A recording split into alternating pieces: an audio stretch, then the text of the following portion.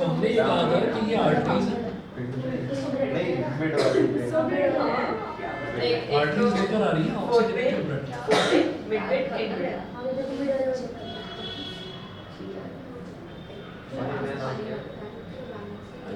Arteries लेकर आ रही है ऑक्सीजनेटेड ब्लड इधर है वेन्स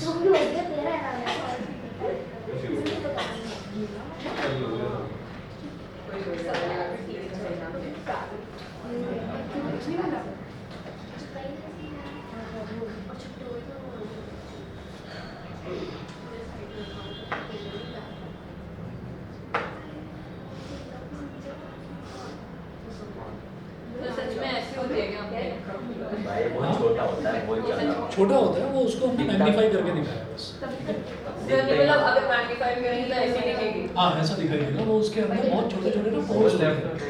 जब मैग्नीफाई करेंगे बेलन की तरह लगेगा, नहीं तो वैसे दिखेगा भी नहीं। मेरे हाथ में होती है ना। हाँ ये बॉडी में हर जगह होती है। हाथ में नहीं होती। यहाँ भी है। मार के कह रहा हूँ मैंने यहाँ भी है। मैंने एग्जांपल दिया है। मारा था। एग्जांपल मारा दिया था। ऐसे है। ऐसे बुरा लगता है। मारो, गलत बात। सर मारे नहीं, मैंने मारा एग्जांपल दिया था। मैं मारा था, सही बात है, मारा था। अच्छा चलो मारा था उसको? मारा था। अरे यार सॉरी ब्रो। Sorry, bro. और बताओ सॉरी कह दिया मैंने। पर ये गाय लगा। थोड़ा सा एक्सेंट सुधारो। ओ ओ बोलो Sorry। ओ ओ अब ठीक है अब ठीक है। ये होती है कईयों के साथ प्रॉब्लम ये और जैसे सॉरी होता है, वो सॉरी को बोल रहा है सॉरी। तो मैंने तो सॉरी बोला ही नहीं, मैंने सॉरी बोला था सॉरी। इसके मुंह से अरे मैं हिंदी में भाई, तो मुझे माफ कर दे भाई। सर रोनाल्डो का फैन है। ये बोला बोले। आर्नोल्ड श्वार्ज़नेगर रोनाल्डो का फैन है। अच्छा ऐसे ही अच्छा 1 मिनट वेट करिए भाई।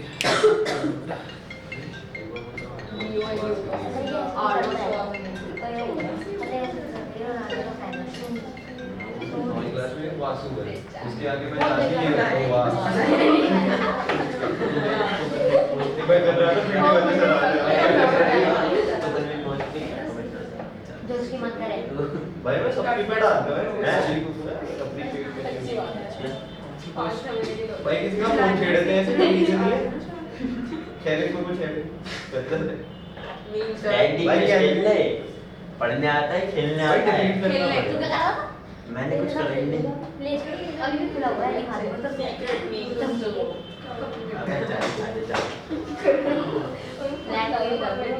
दिखा दो मैं इसकी कमेंट करके आपको बताऊँ।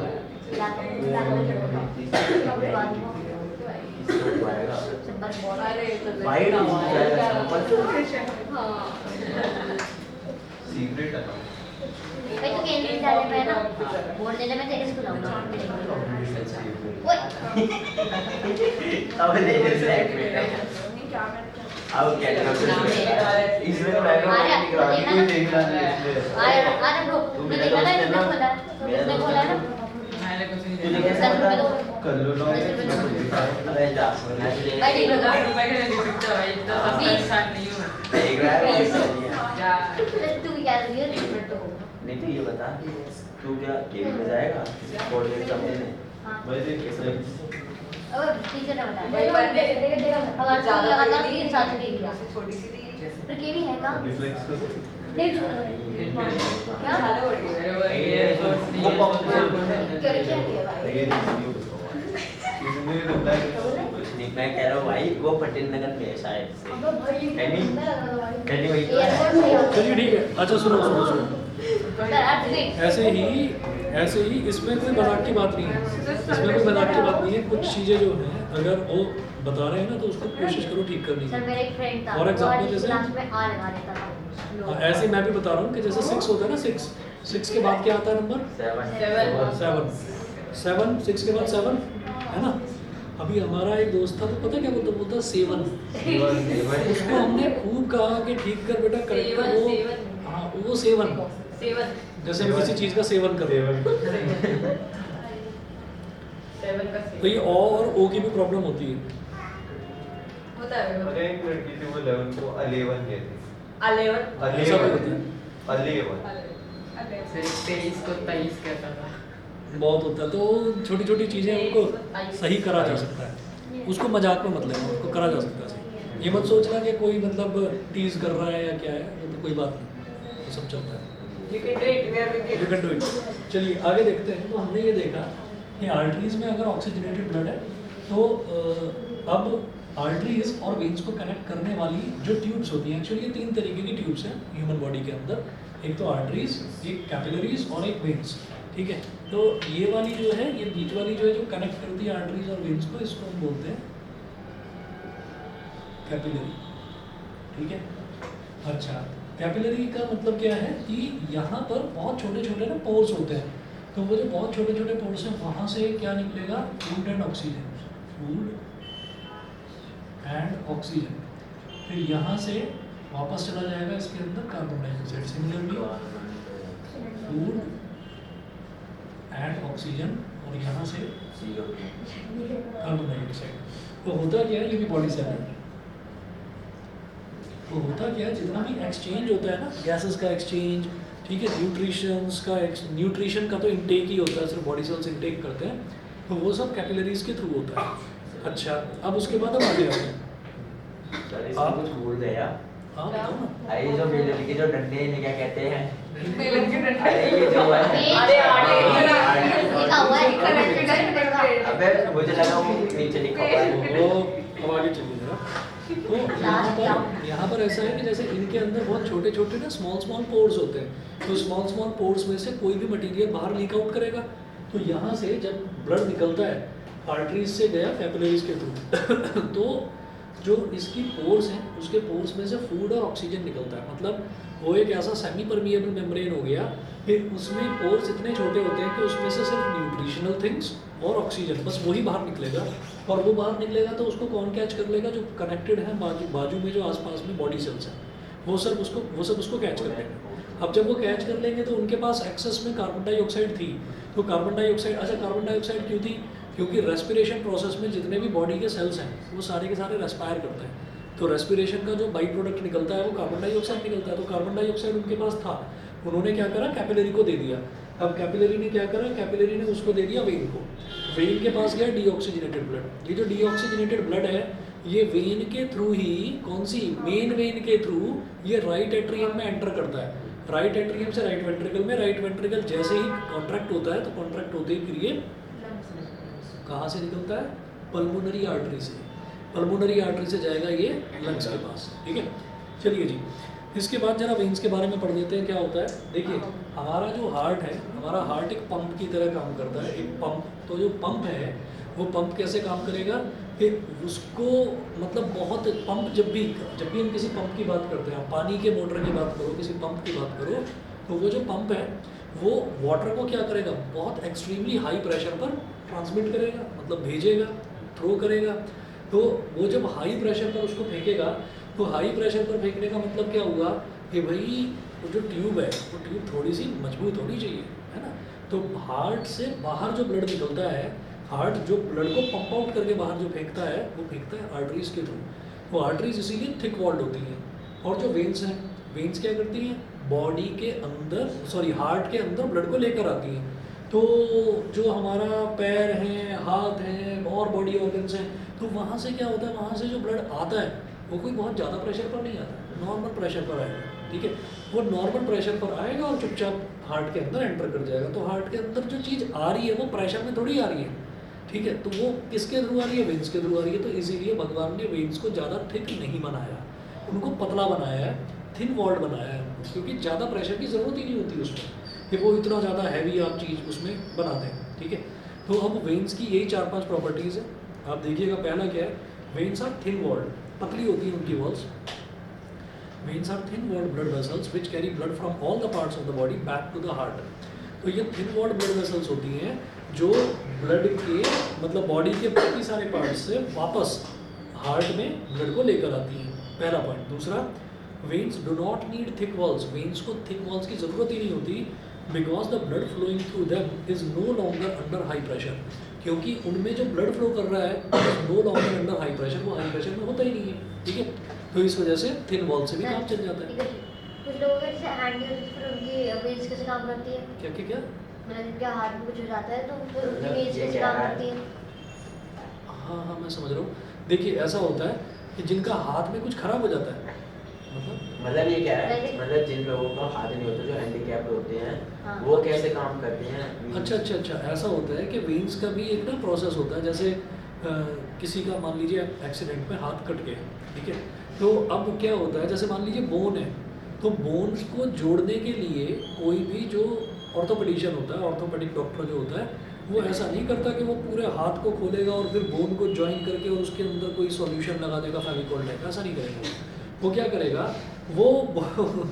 वो क्या करेगा, जो बोन डिसलोकेट हो गई है या टूट गई है, वो एक्सरे लेगा उसका, और एक्सरे लेकर ये देखेगा कि किस साइड को वो खिसकी है, और फिर उसको सेट करेगा कि जहाँ से टूटी है वहीं पर लग जाए। फॉर एग्जांपल मान लीजिए ये एक बोन है और ये ऐसे टूट गई है, अब टूट गई है तो ये ऐसे हो गई है टूटने के बाद। डॉक्टर ने एक्सरे से देखा, एक्सरे से देखने के बाद इसको खींचकर उसने ऐसे कर दिया। ऐसे करने के बाद में फिर वो इसको मतलब धीरे से पट्टी वगैरह उसकी बांध देता है, और फिर कहता है आप अपना हाथ मत हिलाना, आप अपना हाथ मत हिलाना, 1 मिनट वेट करो। हाँ जी, हाँ, अच्छा, चलो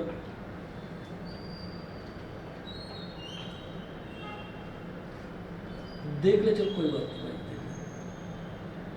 ठीक है, ओके। तो होता क्या है कि वो जैसे उन्होंने इसको दोनों बोन्स को इस तरीके से सेट कर दिया। सेट करने के बाद फिर वो एक पट्टी बांध देते हैं उसके ऊपर, उसको बोलते हैं कि कच्चा प्लास्टर कराया गया। तो 1 दिन 2 दिन या 3 दिन बाद वो पूछते हैं, जो भी पेशेंट है उससे पूछते हैं कि हाथ वगैरह आप हिलाकर देखो, हाथ हिला रहे हो ठीक है, कहीं देखते हैं कि स्वेलिंग तो नहीं आ रही है। तो वो स्वेलिंग इसी वजह से आती है कि आसपास की जो वेन्स होती है ना, वो वेन्स जो है वो दबने लगती हैं उसकी वजह से। तो अगर स्वेलिंग आ रही है तो वो दोबारा से एक्सरे लेकर देखेगा कि बोन सही से जुड़ी है या नहीं जुड़ी।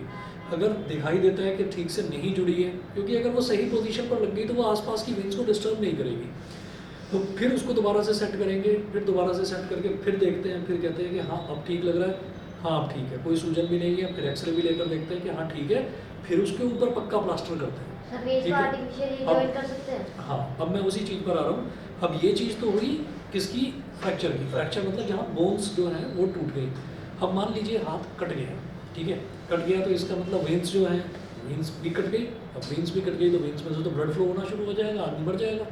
तो क्या होता है कि जब भी कभी ऐसा होता है कि किसी का हाथ कट गया और कटा हुआ हाथ भी उसके पास है ना, उसको कहीं पर भी मशीन में कहीं फैक्ट्री में काम कर रहा था, वो कटा हुआ हाथ भी उसके पास है, तो उसकी भी एक एज होती है, कि 4 आवर्स 5 आवर्स या 6 आवर्स, उतनी देर में अगर आप डॉक्टर के पास पहुंच जाएंगे तो डॉक्टर उसको ज्वाइन करेगा।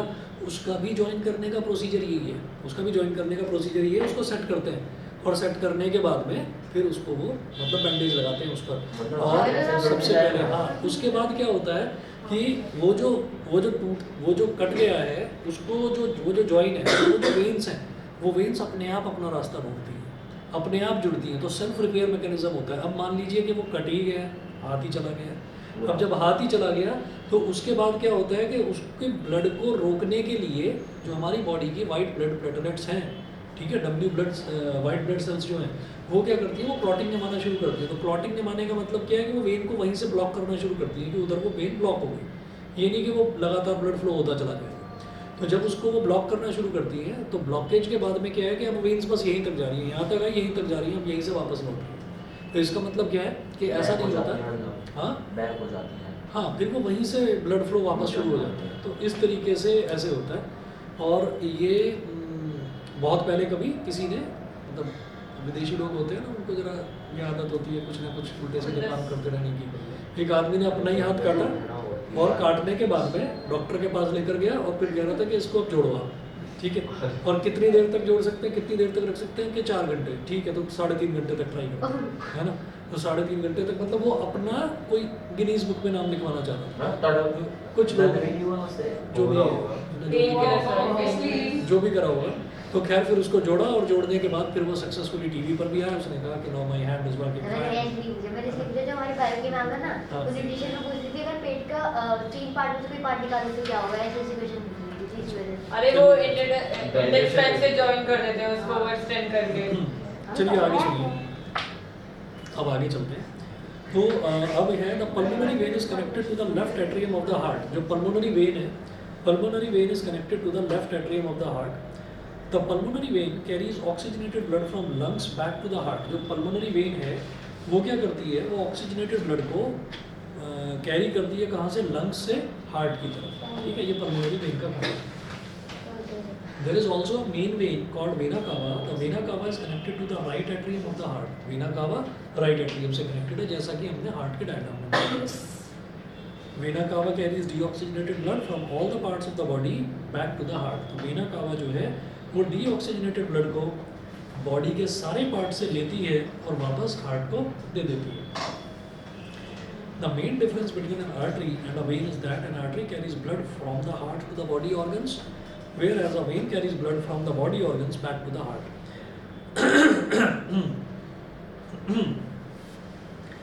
आर्टरी और वेन में जो मेन डिफरेंस है वो ये है कि आर्टरी जो है वो क्या काम करती है, आर्टरी ब्लड को कहाँ, हार्ट से बाहर लेकर जाती है, और जो वेन है वो ब्लड को हार्ट के अंदर लेकर जाती है, ठीक है। तो ये मेन डिफरेंस है।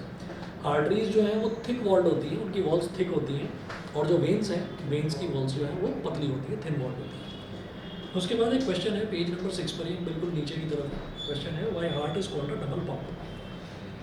हार्ट को डबल पंप क्यों कहा जाता है? Heart is really a double pump. Page number 7 पर आ जाइए।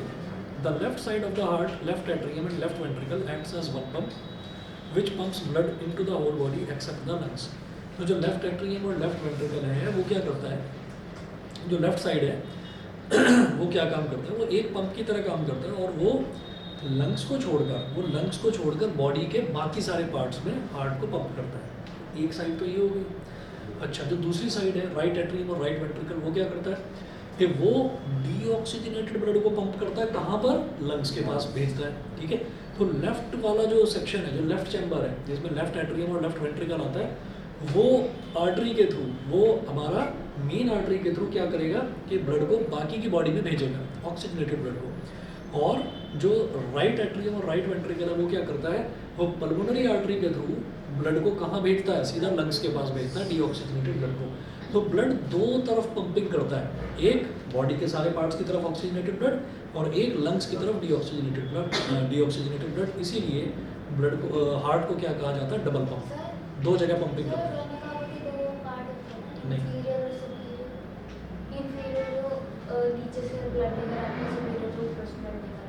इतना ज़्यादा डीप में नहीं जाना। कहाँ लिखो, एनसीईआरटी में पक्का। अरे मैं लाया हूँ एनसीईआरटी, अभी देख लेते हैं। अरे सुनो उसको छोड़ो, पहले ये कंप्लीट करो। अगर होगा भी तो मैं देखकर बताऊंगा, क्योंकि मुझे मालूम नहीं है, दोनों में डिफरेंस मुझे मालूम नहीं, मैं पढ़कर बताऊंगा। अच्छा, आगे देखिए। The right side of heart acts as another pump which pumps blood only into the lungs. तो right side जो है वो सिर्फ और सिर्फ lungs में ही blood को भेजता है।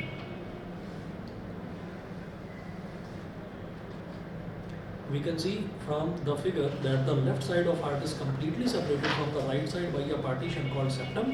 तो जो लेफ्ट पोर्शन है और जो राइट पोर्शन है वो दोनों के दोनों सेपरेटेड होते हैं सेप्टम की हेल्प से। सेप्टम बीच में होता है partition. So the two pumps in the heart work independently. तो हार्ट के जो दो पंप्स हैं वो पूरी तरीके से इंडिपेंडेंटली काम करते हैं, इसलिए heart is called a double pump. Clear? ठीक है। फिर बात करते हैं भाई, देखिए ऑक्सीजनेटेड और डीऑक्सीजनेटेड ब्लड की। हमको मालूम है ऑक्सीजनेटेड ब्लड और डीऑक्सीजनेटेड ब्लड क्या होता है, लेकिन फिर भी डिफरेंस देखिए, एक बार प्रॉपर डेफिनेशन देखिए। The blood carrying oxygen in it is called oxygenated blood. तो जो ब्लड है जिसके अंदर ऑक्सीजन कैरी करता है, जो उसको हम ऑक्सीजनेटेड ब्लड बोलते हैं। We get oxygenated blood into the lungs where the fresh oxygen of air passes into the blood.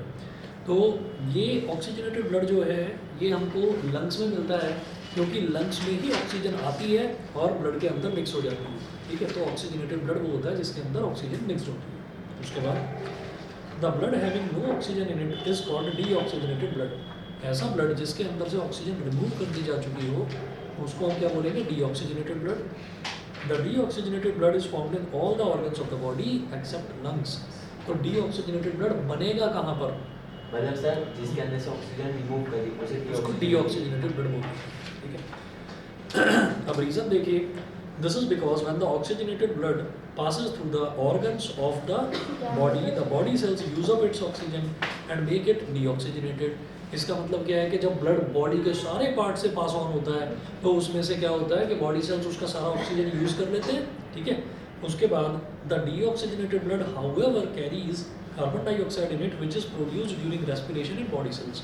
तो बॉडी सेल्स में रेस्पिरेशन जब बॉडी सेल्स करते हैं तो वो क्या प्रोड्यूस करते हैं? Carbon dioxide. वो कार्बन डाइऑक्साइड किसको दे देते हैं? ब्लड को दे देते हैं. तो ब्लड जो डीऑक्सीजनेटेड होता है उसमें कार्बन डाइऑक्साइड मिक्स हो जाती है.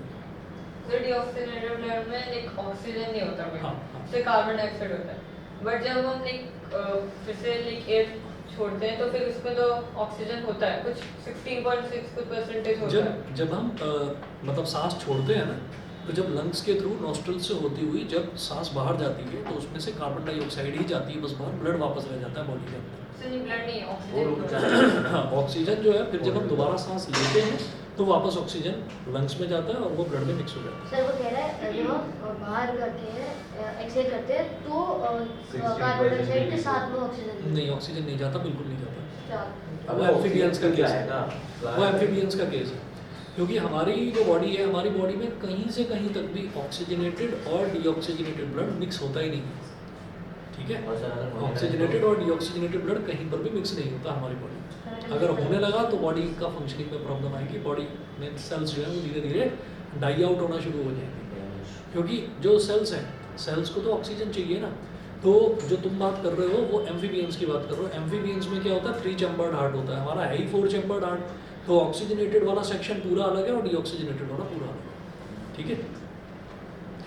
उसके बाद अब सुनिए, how heart circulates blood in the body, ठीक है?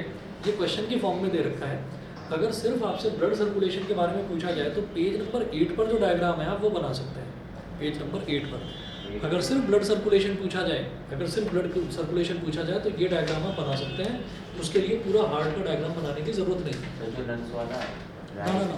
पेज नंबर 8 पर जो एक ब्लॉक डायग्राम बना रखा है मैं बनाकर दिखाता हूँ जरा.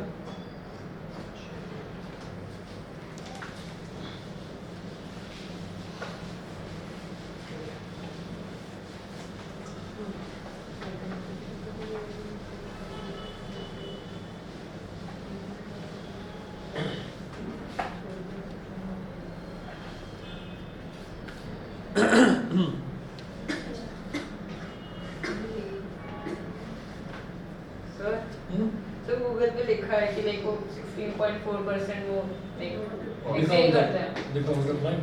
अरे बुक में लिखा होता है ना. तो सर ऐसे तो सकते हैं वो अरे रुको तो सही, देख लेते हैं. तो हो सकता है कुछ ऐसी चीज़ हो जो हमें भी ना पता हो. जैसे and 4.4% carbon dioxide. The amount of inhaled air contains 21% of oxygen and 0.04% of carbon dioxide, while the air we breathe out contains 16.4% of oxygen and 4.4% of carbon dioxide. This is because our cells use oxygen from the inhaled air to release energy. Our cells use oxygen from the inhaled air to release energy and give out carbon dioxide as a byproduct. मतलब हम oxygen ही छोड़ते हैं. नहीं sir oxygen Majority छोड़ते हैं, तो- carbon dioxide भी छोड़ते हैं. बस फिर तो नहीं, इन्होंने बोला था air we breathe out contains 16.4% of oxygen. 16.4% तो हम ऑक्सीजन छोड़ रहे हैं जो बाहर जा रही है हाँ. और 4.4% कार्बन डाइऑक्साइड छोड़ रहे हैं. मतलब चलो पॉइंट हटा दो. 16% ऑक्सीजन छोड़ रहे हैं, 4% कार्बन डाइऑक्साइड छोड़ रहे हैं, तो बाकी का 80% हम क्या छोड़ रहे हैं? सर वो यूटिलाइज हो जाता है पूरा ना. सर देखो इसमें देखो ये एक्सहेल कर रहे हैं हम लोग. तो ये और अगर सर हम ऑक्सीजन छोड़ेंगे फिर हम जिएंगे कैसे? अरे सारा ऑक्सीजन तो छोड़ रहे हैं ये जो है ये तो ऑक्सीजन छोड़ के फिर से ले लेंगे ना. ये बायजूस की उस पर लिखा हुआ है, गलत तो नहीं होगा? तो गलत हो सकता है, ऐसा कोई बड़ी बात नहीं है, बट तब भी ऐसा होता तो नहीं है बायजूस बदल. हाँ सर तभी तो मुझे याद है कि हम अच्छा। 16.6% कुछ बुक में ही पढ़ा है मैंने. मैं 16.4 एक्सहेल करता सर है. इसमें लिखा है कार्बन डाइऑक्साइड और waste gases pass into the air. मतलब वेस्ट गैसेस चलिए खैर मोटा मोटा बस ये करके चल रहे हैं तो कि कार्बन डाइऑक्साइड छोड़ते हैं। मतलब ठीक है वेस्ट ना? गैसेस अब उसके साथ कुछ ऑक्सीजन निकलती है या नहीं निकलती भाई मैंने नहीं पढ़ा, हाँ इसमें दे रखा है तो गलत नहीं होगा, है ना। चलिए जी अब आगे चलते हैं। जो मैं इस डायग्राम की बात कर रहा था, सर बायोस पे लिखा है कि ऐसा नहीं है। ऐसा? मतलब बायोस में लिखा है कि वो कार्बन डाइऑक्साइड छोड़ता है। मतलब एक बाइजूस बता रहा है वो CO2 छोड़ता है। तो दोनों एक बार खोल लो बात करो। एक बाईजूस बता रहा है कि वो CO2 CO2 छोड़ता है और दूसरा बाईजूस बता रहा है कि वो ऑक्सीजन छोड़ता है। है तो दोनों बाइजूस। वो कमाल वैसे भाई तुम भी ना भाई सजेस्ट करेक्शन तो कुछ भी लिख सकते अरे हैं। रुक जा। आगे लिख देगा तो अच्छा चलो अब यहाँ पर देख लो छोड़ो उस रिसर्च को। राइट। क्रिटिकल केस बायोस में तो लिखते थे अप्लाई हो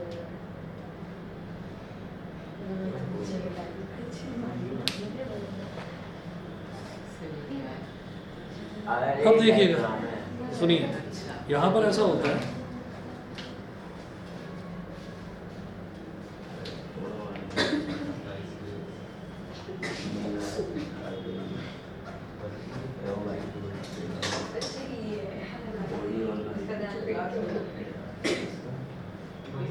देवासी फंड क्या है? अब भी देगा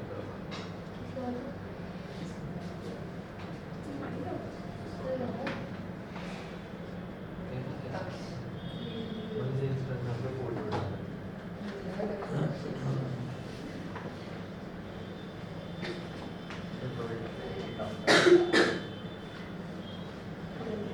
सर ये क्या है? अरे हार्ट भाई तो डायग्राम डायग्राम है। स्क्वायर शेप करना। Human body it can be अरे देख लो explained as follow. लगी हाँ यहाँ से डेट से प्रोग्राम प्लीज वीडियो अभी पता ही Straight out. ये वाले कौन नहीं था वीडियो है अभी यहाँ पे नहीं होगी पूरी ये शेयर का मुझे हल्का से सर मार रहा है सर ये मार रहा था सर इसने मारा था। तुम चलो तो अच्छे से। ऐसे तो नीचे करेगा तो हो जाएगा वही कोई है देते हो अभी मतलब वर्कआउट में प्रॉब्लम आती है मोबिलिटी नहीं आती अभी हल्का सा डिसलोकेट करके फिर वापस आएगा अब देखिए वो चला पूरा 200 रुपये वो GST 300 कहाना कितना ये चल जाएगा यहाँ से वहाँ इनको वैसे सिखाना था स्टूडेंट्स क्या सिखाएंगे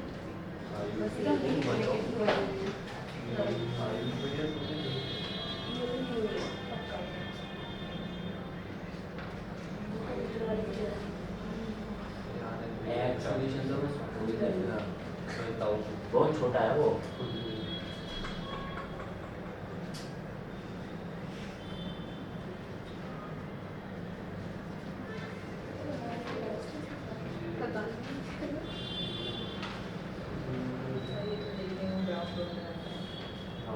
वो तो आएंगे इसमें भी एक्सप्लेनेशन करना चाहिए वो मैं कॉलेज की दीवार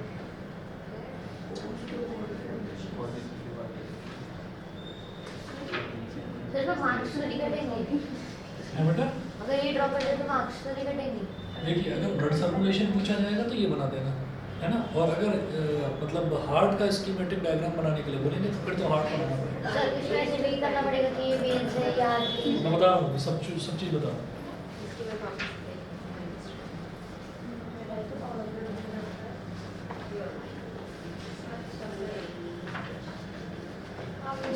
अबे भाई एलसी आती है भाई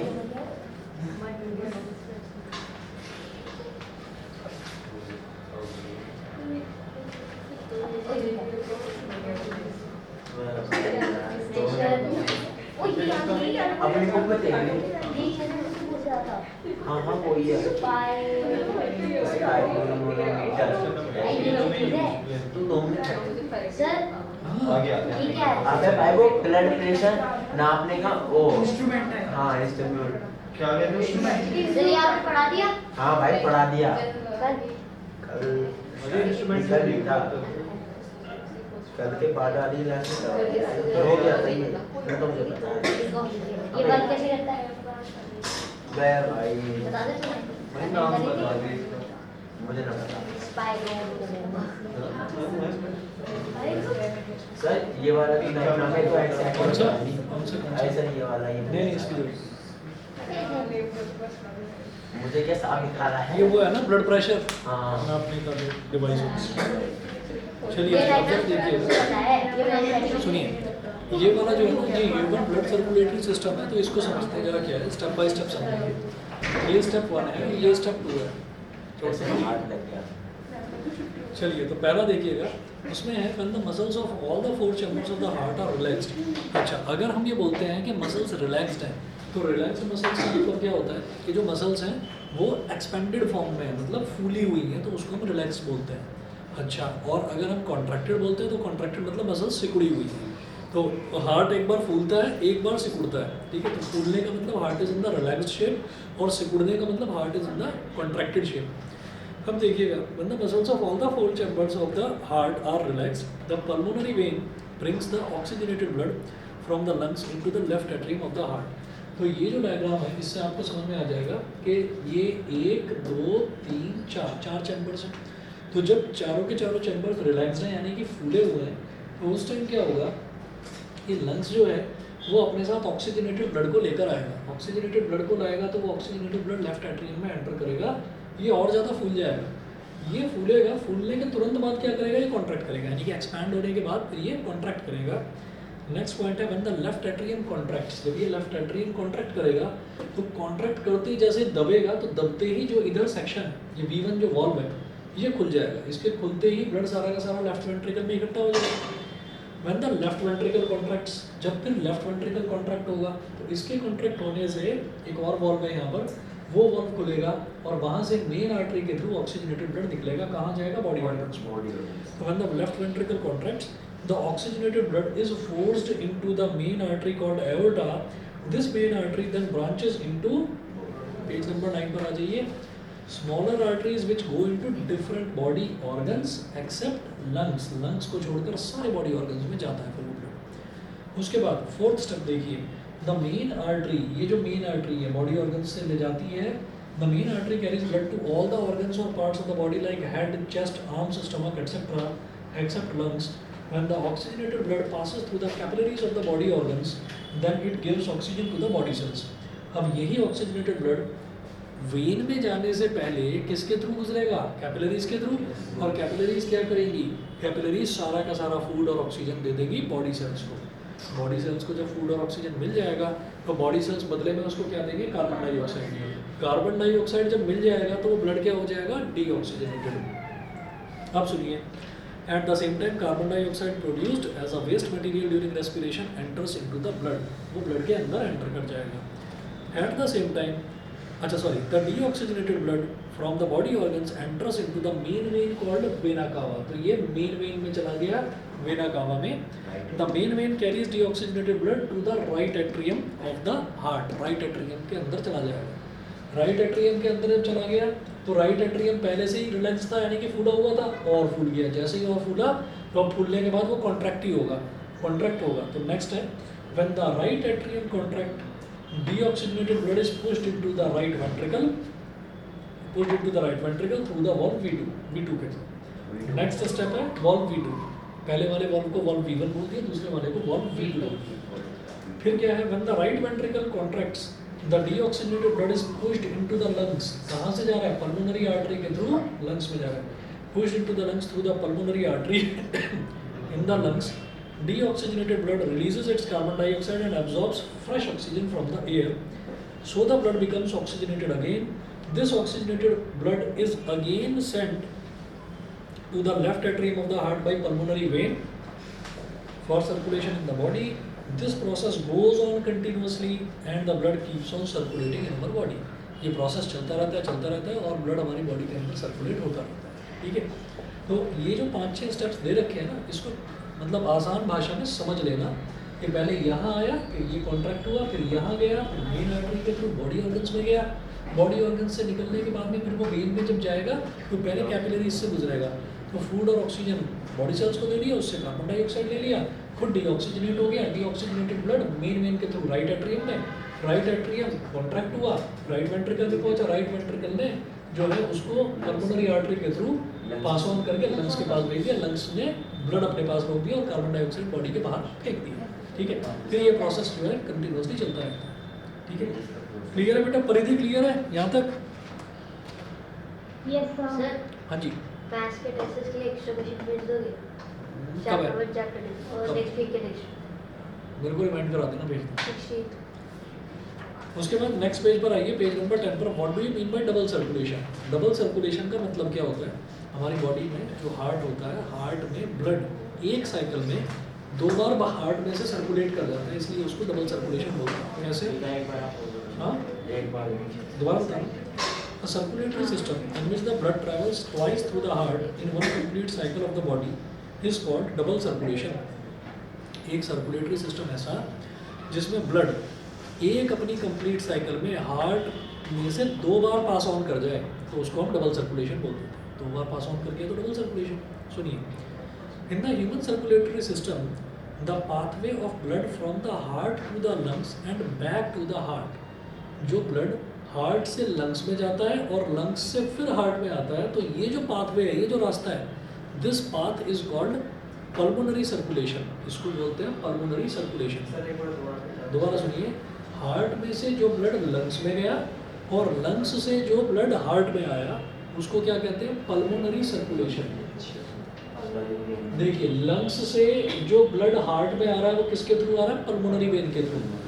और हार्ट से जो ब्लड लंग्स में जा रहा है वो भी पल्मोनरी आर्टरी के थ्रू जा रहा है। तो दैट्स व्हाई ये लंग्स में ब्लड का जाना और लंग्स से ब्लड का आना, this is called pulmonary circulation.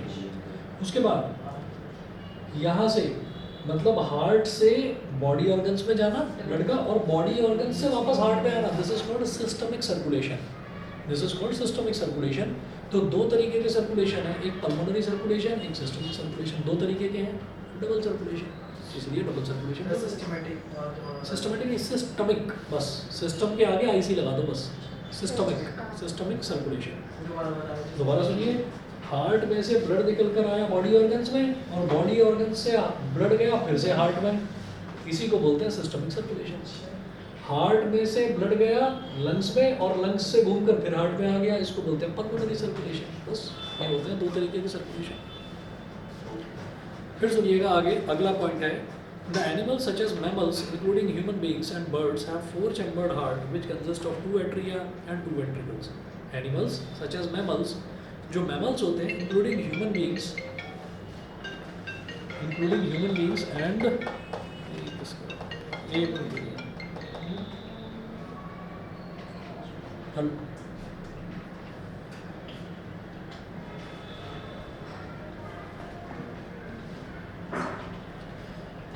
ये मतलब हद हो गई है, सुबह शाम ये जुए की लत डलवा देंगे किसी भी इंसान को। एक तो टीवी पर कहीं पर भी देखो तो वो ड्रीम 11 का ऐड आता है, जब आईपीएल शुरू होते हैं जब एक कुछ और भी है, उस पर बहुत सारे फिल्म स्टार पेपर न्यूज़पेपर पे बिल्कुल बड़े बड़े बने हुए आते हैं, उस पर लिखा रहता है नहीं लोटस 365, ये क्या है? ये भी है कुछ, बैटिंग है। ये भी है कुछ लोटस 365। और एक ये भी है कि बनाइए अपनी पसंदीदा टीम, अभी आ गया ये वही था सर। सिर्फ क्रिकेट है, वो स्पोर्ट नहीं रह गया, मार्केट बन चुका है। पता नहीं हमें तो यहाँ पे इंटीग्रेटेड है, ऐड कर रहे हैं। इससे लत पड़ रही है, लोगों को लत पड़ रही है, लोग बहुत बर्बाद हो रहे हैं इसमें फालतू में, पता नहीं क्या। कुछ किस बात है इंटरनेट राहुल से ज्यादा इंटीग्रेटेड स्टार्ट है। आगे सुनिए, तो इन सब के जितने भी मैमल्स होते हैं इंक्लूडिंग बर्ड्स, इन सब में 4 चैम्बर्ड हार्ट होते हैं। जैसे हमने जो हार्ट पढ़ा अभी, जो हमारा ह्यूमन बीइंग्स में हार्ट होता है वो 4 चैम्बर वाला हार्ट होता है। ठीक है, अच्छा, all the animals having 4 chambered hearts have double circulation in which blood passes through the heart twice in one complete cycle of the body। तो जितने भी एनिमल्स, मैमल्स, बर्ड्स जिनके अंदर 4 चैम्बर्ड हार्ट होता है वो डबल सर्कुलेशन ही follow करते हैं। समझ गए? जिनके अंदर 4 चैम्बर्ड हार्ट होता है, डबल सर्कुलेशन होता है उसमें। उसके बाद बात करते हैं एम्फीबियंस की। ठीक है। एम्फीबियंस की बात अलग से करेंगे, फिश की बात अलग से करेंगे। एम्फीबियंस कौन से? जैसे कि आपका फ्रॉग हो गया, जो पानी के अंदर भी रह सकता है, बाहर भी रह सकता है। जैसे कि लिजर्ड है, पानी के अंदर भी रह सकती है, बाहर भी रह सकती है। The animals such as amphibians and many reptiles are cold-blooded animals. Cold-blooded का मतलब ये नहीं है कि ठंडा खून होता है उनका। Cold-blooded का मतलब ये है क्या? हाँ, और कोई मतलब होता है cold-blooded का? इसका मतलब ये है कि जैसे हम अपनी बात करते हैं, ह्यूमन बींग्स हम अपनी बात करते हैं, तो हमारे अंदर बॉडी के अंदर जो ब्लड है, ब्लड का एक फंक्शन ये भी है कि वो क्या करता है, बॉडी का टेम्परेचर मेंटेन करके रखता है कि बॉडी का टेम्परेचर इतना ही रहेगा, ना इससे कम होगा ना इससे ज़्यादा होगा। तो बढ़ाने की वही है। वो तो जब हम जैसे खेलने कूदने वो तो जब बीमार पड़ जाता है हाई तब हो होता जाता है। उसके बाद आप ये देखिएगा कि अगर हम एम्फीबियंस की बात करें तो एम्फीबियंस में क्या होता है, एम्फीबियंस को कोल्ड ब्लडेड एनिमल्स इस वजह से बोलते हैं कि जिस पानी में वो हैं, अगर वहाँ पर ज़्यादा ठंडा है ना, तो उनका बॉडी का टेम्परेचर ठंडा हो जाएगा। अगर वहाँ पर ज़्यादा गर्म है तो उनका बॉडी का टेम्परेचर जो है वो ज़्यादा गर्म हो जाएगा। ठीक है, तो ऐसा पानी के होता हिसाब है से जाता है, जो बॉडी का टेम्परेचर एटमॉस्फेयर है, के वो हिसाब से, भी जो उनके आसपास का एनवायरनमेंट है उसका जो टेम्परेचर है, उनकी बॉडी का भी वही टेम्परेचर हो जाएगा। ऐसा होता है। तो आप ये बताइएगा कि जब गर्मियाँ होती हैं तो गर्मियों में 44 डिग्री सेल्सियस, 45, 46, 47 यहाँ तक भी पहुँचता है टेम्परेचर। Yes, sir. हमारा तो तब भी 38 पॉइंट समथिंग ही रहता है। ऐसा थोड़ी है कि हम इतने तप जाते हैं 47 डिग्री सेल्सियस, हमारा तो पता नहीं कितना हो जाएगा, वो 112 113 डिग्री फ़ारेनहाइट पहुँच जाएगा, तो उतने में तो आदमी मर जाएगा। ठीक है ना, तो ये ह्यूमन बींग्स में है, मैमल्स में है। ठीक है, लेकिन जो एम्फीबियंस होते हैं उनके बॉडी का टेम्परेचर, अगर बाहर बॉडी टेम्परेचर ज़्यादा है तो बहुत ज़्यादा उनका बॉडी का टेम्परेचर बढ़ जाता है। ठीक है, कभी भी देख लेना गर्मियों में आपको फ्रॉग वगैरह दिखाई नहीं देंगे। ठीक है ना, में दिखते हैं। मॉनसून के वक्त दिखते हैं पानी में दिख रहा है। सुनिएगा आप जरा। The animals such as amphibians and many reptiles are cold-blooded animals whose body temperature depends on the temperature in the environment. जो environment का temperature है वही उनकी body जैसे का फ्रॉग को पेट जैसे रखते हैं वो क्या करेंगे? क्या? कह रहा है जो फ्रॉग को पेट के रूप में पालते हैं, वो क्या करेंगे? ये कौन रखता है? मैंने तो नहीं सुना। तो वो क्या रखते हैं? फ्रॉग को कौन रखता है? नॉर्मल वो बीच वाले को नहीं। तो घर के वो अंदर चलने वाले फ्रॉक है उसी वाले। दो पैरों पे पालता है। तोड़। अच्छा, आगे सुनो। क्वेश्चन बहुत अलग है। They do not need energy to maintain their body temperature and hence they do not need energy to maintain their body temperature and hence their requirement of energy is less. तो उनको ज़्यादा oxygen की ज़रूरत नहीं होती, अपनी body का temperature maintain करने के लिए ज़्यादा ऑक्सीजन की ज़रूरत नहीं होती। इसका मतलब ज़्यादा एनर्जी की भी ज़रूरत नहीं होती, क्योंकि उनको बॉडी टेम्परेचर मेंटेन ही नहीं करता। जैसा है जैसा है। जो चल रहा है।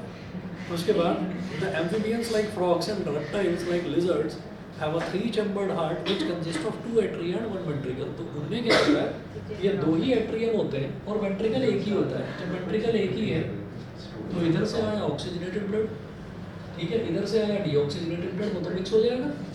तो उसमें क्या होता है, the oxygenated and deoxygenated blood mix to some extent in amphibians and reptiles.